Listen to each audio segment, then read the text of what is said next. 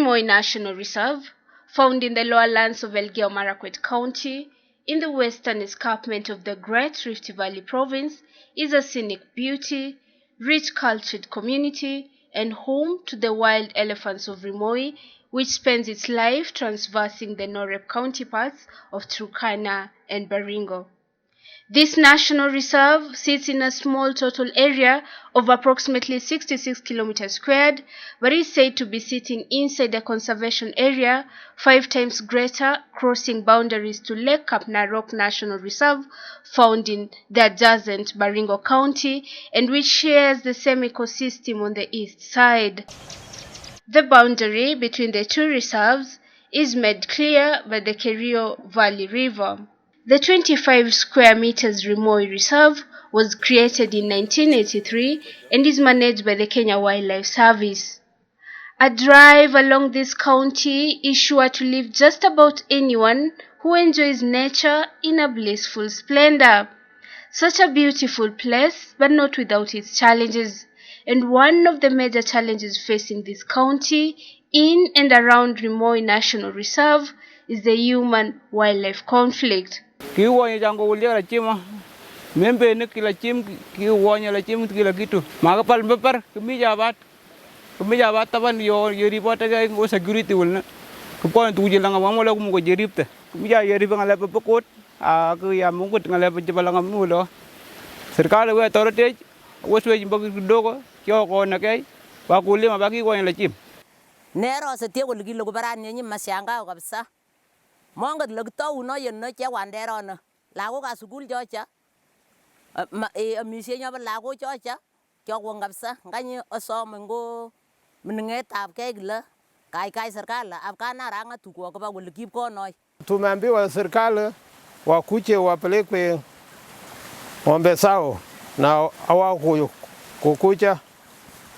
Kwa hivyo ni mashangao kwa serikali kutuachilia kutuumiza namna hii. Na tunaomba kwamba wakuje wachukue hiyo wapeleke ng'ombe sao. Such is the news received mostly during dry season. Cases of conflict between wildlife, most predominantly the elephants and snakes, and humans that often results in death and injury of both human and animal, crop damage, livestock predation and depredation, as well as property damage, is a recorded case that almost seems to outwash what this county has to offer the tourism sector in the country. When you try to apply the policy that talks about conserving wildlife within a protected area, and now the wildlife is outside a protected area, we need some new thinking and some governance in terms of how do we minimize that conflict, because very often this wildlife is actually in land that either belongs to individuals or belongs to communities under the custody of county government. So we are talking about a resource that is close to the people and a resource that is not benefiting the people, but a resource again that is mobile. It gets into protected areas and it moves outside protected areas for various reasons, some in search for pasture, some in search for water, and we need to have a regulatory framework that actually facilitates the communities to coexist with this resource harmoniously. One of the key contributors of this human-wildlife conflict is said to be livestock encroachment, where there is a high increase of illegal livestock grazing in Rimoi National Reserve that impacts the amount of food available for the elephants, which causes them to venture outside the reserve in search of food and water, says Selina Chelimo. Ku koroni tena kumitu ka Baringo ku kwa magubok suswat mami suswat nyoru tugap keyo kisoma serikali ni nyoba keyo ak chebo Baringo kekashin sikekar pakene ake kone sikenyoru tayek chechang sikenyoru faida haya kenyoru suswat wakati ya kiangazi kuoin. The CEC of Tourism from Elgeyo Marakwet County says that cattle rustling is another menace that takes place along the migratory corridor, causing confusion and unsettledness to the elephants who are trying to find their way along the migratory routes. And this interference, he says, causes distress to the jumbos, who then decides to take advantage of nutritional agricultural produce on their pathway or end up participating in other destructive behaviors. Those that are distracted along the way end up being stressed, and as they end up being stressed, they also cause a lot of havoc along the way. They go into people's farms. They also sometimes, with the animals that are along the corridor, you find once in a while we've had cases where wildlife, especially the elephants, would kill maybe somebody's cow, and it brings a conflict between us who would want that these animals are not interfered with and the community, which sometimes may not be in a position to understand what we are discussing. So we would want to tell our people that peace is paramount for the community and for the wildlife.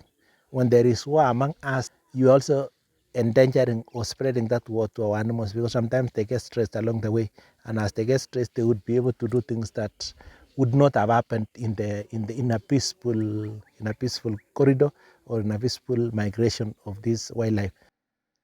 Another cry is the land compensation, where those who gave their land to be used in the game reserve are yet to be paid, an issue that seems to divide the communities living in Elgeyo Marakwet County and their adjacent neighbor, Baringo County, as Isaac Serem, the resident from Rimoi, explains.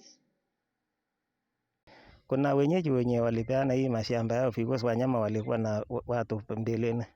So tangu kaunti wachukue hii shamba, hawakuchukua, wako on behalf of the community, but still iko na problem. Wenye ni 7 sublocation walipeana hii shamba. Kupeana shamba, hakuna kitu yenye wameongelewa waonolewe on behalf of these 7 sublocation. Instead wanachukua these 7 sublocation shamba iwe county as if imekuwa free. The community members we spoke to say they would rather see its county and national government investing in the game reserve, a move that will go a long way in helping identify the benefits of coexistence between humans and wildlife. Tunahitaji county waweke budget kabisa ya kutosha. Waweke budget ya kutosha, kwa sababu hii kitu ikiwekwa pesa ya kutosha italeta faida, kwa sababu iko wanyama wengi, iko aina mingi sana hapa. Iko ndovu, iko jirafu, iko nini, iko hata pisi, iko wanyama mingi, lakini hii msitu nakuwa tena saiti, haionekani sawa sawa. Na national government wajaribu kutrill maji hapa ya hii ndovu, kwa sababu kazi ya national ni kazi ya kuchunga ndovu, security. Na hii ndovu hawezi toka nje kama iko maji ndani. Kwa hivyo ungetengenezea maji ndani, alafu ndovu wakunywe maji yake ndani, wakule ndani, na nakaa hakuna disturbance kudisturb watu nje. Once the destruction has occurred, however, especially through the loss of life and crop destruction, the residents now cry over the long time it takes for the compensation process to be realized. Pesa inachukua muda. Example, mtu akiumizwa na wanyama, kuna ile report yenye wanakuja collect from the ground. Lakini mtu anaweza kukaa muda, wengine wanakufa, wengine wanacheck some years mpaka mtu ana lose off. The last compensation payment to the victims of this community was derived from the fiscal year of 2020-2021 budget. The end of this year, tulipewa 28 million. Hapa na tumekawa. Wale watu walikufa, tulilipa yote. Wale watu walikuwa injured, tulilipa yote. So safari hii, saa hii, tunangoja ya mahindi, ng'ombe, mbuzi ile iliumizwa, tunangoja saa hii.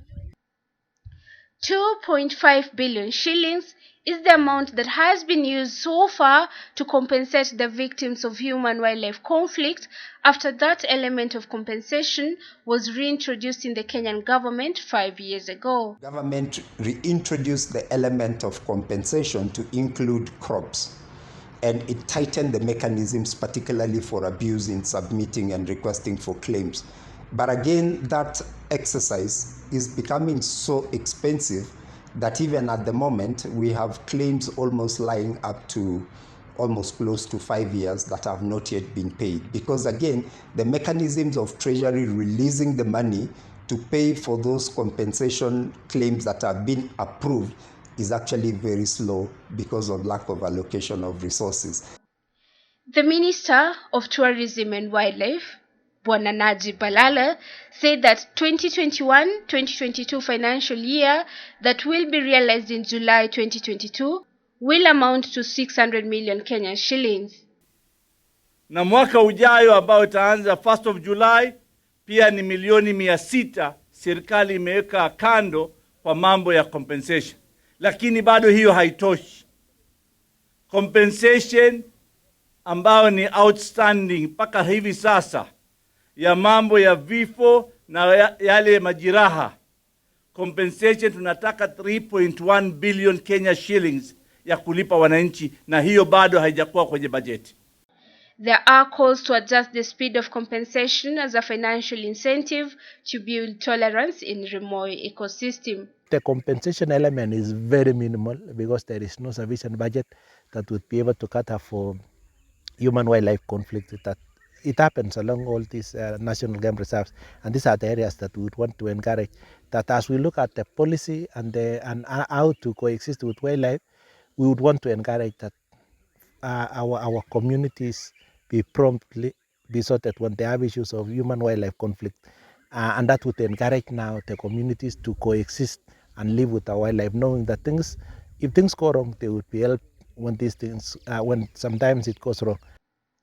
According to the Chief Executive Officer of Conservation Alliance Kenya, Bwana Steve Itela, 65% of wildlife roams in unprotected areas, and it is time to have a policy that works. Now, a policy framework is very important when it comes to conservation of natural resources, because the policy framework defines the governance of the natural resources. And if you are familiar with our constitution, it says that all natural resources belong to the people of Kenya, but they are vested to various government agencies to protect them. And any benefit made out of it should actually benefit all Kenyans. And so a policy framework then lays that legislative framework that then guides the respective agencies and also civil society, which government call non-state actors, on how then they can support government in ensuring that these natural resources are protected for the intended benefit.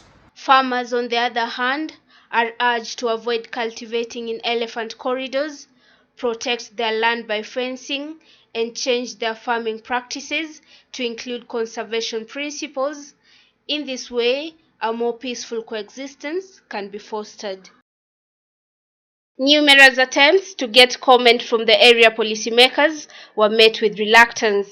No response from the political leaders we contacted had reached our news desk in time for this report.